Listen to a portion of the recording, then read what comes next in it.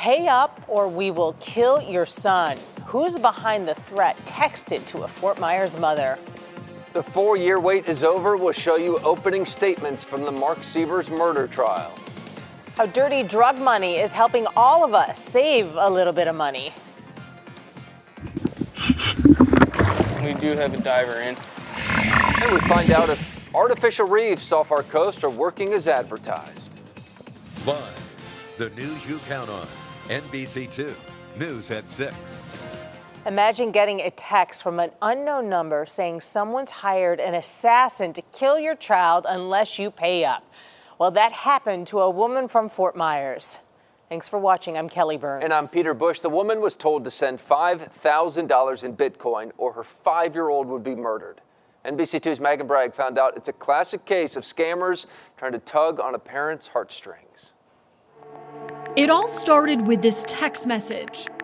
The victim tells us she received the menacing text Friday, and if she didn't pay up by Monday, her son would be killed. She called deputies. They had her block the number. That only made the scammer more aggressive, this time contacting her through another number, telling her she's not safe. Sounds like this person probably has some type of a connection to the victim. We sat down with Sergeant Russell Park, who's investigated these types of extortion cases before. If anyone's asking to be paid in Bitcoins, that should throw a red flag. Eventually, deputies sent a text to the scammer asking them to stop the harassment. The scammer replied saying, "Let's see how you protect her, and let's roll, Sheriff." Is it uncommon that someone would text police this, like, "Let's roll, Sheriff"? And I've never heard of that happening before. I would not say that that's common either, to be taunting the law enforcement officer investigating the case. Sergeant Park says the victim never paid up, and even though they threatened her son, he says she did the right thing. If it sounds suspicious, then consider it suspicious and hang up the phone and investigate it a little bit. Now, guys, I did speak with the victim. She was obviously too scared to go on camera, but she does say that she changed her phone number and hasn't gotten any more text messages. Yeah, when it comes to your kids, that's the one thing that all of us are like, oh, you do anything. In the back of your mind, you suspect it might be a scam, but it's still your kids, so. Exactly. All right, well, now our viewers know. Exactly. Thanks. Yep. Thanks, Megan. It was an emotional start to the trial for Mark Sievers today. Sievers even shed a tear while the jury looked at crime scene photos. Sievers is accused of plotting his wife's murder. Dr. Teresa Sievers was beaten to death with a hammer inside their Bonita Springs home 4 years ago, while Mark was still on vacation with their 2 daughters. Opening statements revealed some surprises.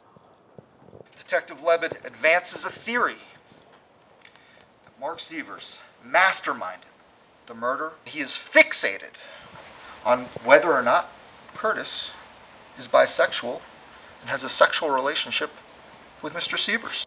Talking about Curtis Wright, someone who's already admitted to killing Dr. Sievers. You can stream the whole trial, remember, every minute of it on NBC-2.com.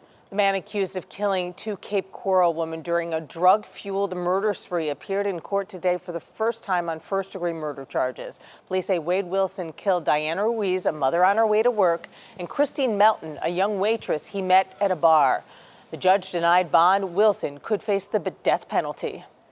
With all of his statements to the media and phone calls that he's made, he's just making this a lot easier than it should be, which is good for everybody in the community.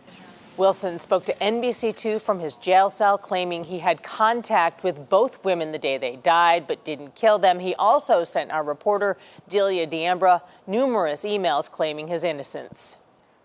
Police say this guy tried to bring a gun through security at RSW Airport. TSA agents spotted the gun in Timothy Fenton's carry-on bag. He told police he knows you can't fly with a gun. He says it was a mistake and that he forgot it was in his bag. People we spoke with today say it seems like a tough thing to forget about. If I had a gun, which I don't, I don't think I could forget. I have a weapon going into an airport in this day and age. It's insane. TSA officials say they see this happening more often than you might think. So far this year, 23 people have brought guns up to the security checkpoints at RSW Airport. We've seen the pictures, hundreds, even thousands of dollars in cash seized by deputies after a drug bust or a crime. all of this money goes into something called a civil forfeiture fund. Right now, the Lee County Sheriff's Office has more than $1.1 million in its fund. NBC2's Christina Mendez shows us how it will be spent. Bones of construction. This will be the Lee County Sheriff's Office Real-Time Intelligence Center. It coordinates all of the agency's assets and research. That instant information is sent to responding units. The project is funded by drug money, something deputies could find during a drug bust. This is video from a narcotics warrant from this morning in Lehigh Acres. That will be a $1.5 to $2 million project, and it'll cost the Lee County taxpayers nothing. That's fully funded by drug money that we have forfeited. Chief John Holloway explains law enforcement uses civil forfeiture laws to seize cash and property. We can use it for a variety of purposes. Anything to basically do with school resource officers, public safety, drug prevention, drug awareness, things that are intended to improve the quality of life. But recently, those laws were amended. What we have to prove now is if it's a criminal case, beyond a reasonable doubt. That means forfeiture funds have taken a hit, which also means charitable donations are down. See, 25% of drug money is donated. For instance, this year I think we are in the area of donating $250,000 to various charities and charitable actions throughout the county.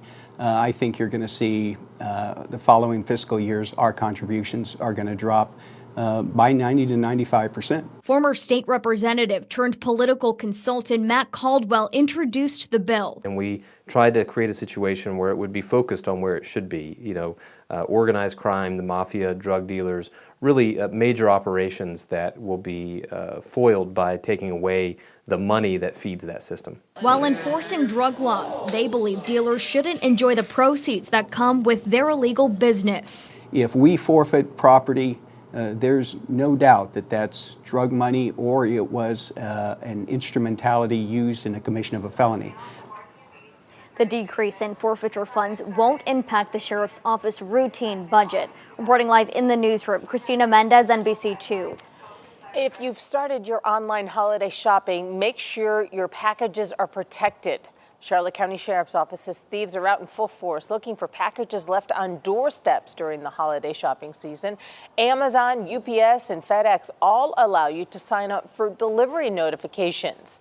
But if you can't be there for a delivery, one thing we see that people overlook is the option of mailing it to their workplace. So if that's where you're going to be all day, have it shipped to your work and then you can, safely put it in your car or keep it in your office until you go home. That way the kids won't be curious about what's in the box either. If you have any stolen packages, the Sheriff's Office says report it immediately. A busy intersection in Buckingham could get a roundabout. The Lee County Metropolitan Planning Organization says the intersection of Buckingham and Gunnery Road ranks second on its list of areas that need a roundabout. FDOT says there have been 37 accidents there in the last 5 years, and a lot of them are drivers getting rear-ended.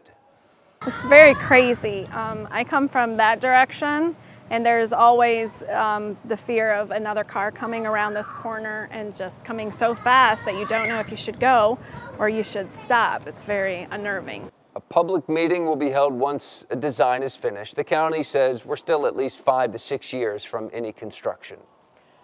You are looking live at traffic flowing down I-75. Busy, but normal rush hour. But on Tuesday, it was backed up from this horrific crash. And if you take a close look at the picture, you can see there's a back tire missing from the truck. We circled it for you in red. The tire blew out, the truck flipped.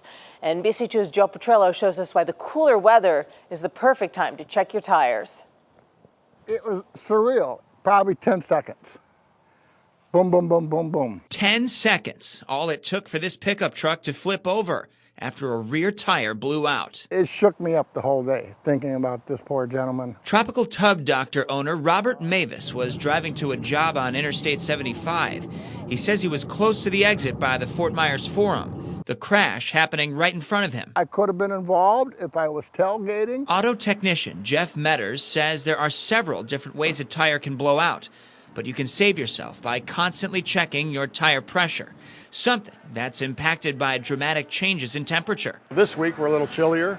Oh, they're gonna drop down some. He tells us for every 10 degrees Fahrenheit the temperature drops, your tires will lose about 2 pounds of pressure. It adds up. Okay, now I'm going to show you how you could check the tire pressure for your car. So this is a tool that you can use for that. So you could get it at any kind of hardware store or auto shop. So you just come right down here. This is the valve of the tire. You press the tool up to it, and look at that. It'll pop out the measurement for it. So it's just right around 30 PSI right now. It's a little bit light. I know that this is 33 PSI is the requirement for this tire because it says right inside the door. All cars tell you what PSI you need for your tire. So just everybody be safe out there. And that's how you check the tire pressure for your car. I'm reporting live in Lee County, Joe Petrello, NBC2. We're going far below the surface to see if sunken boats and concrete are protecting our waters as promised. They're new, people are interested in them, and they do hold some good fish. Ahead at 6. We are dry for another day. It was simply gorgeous today, but rain is back in the forecast, and it's going to impact your weekend. We're going in the extended futurecast coming up on your First Alert forecast.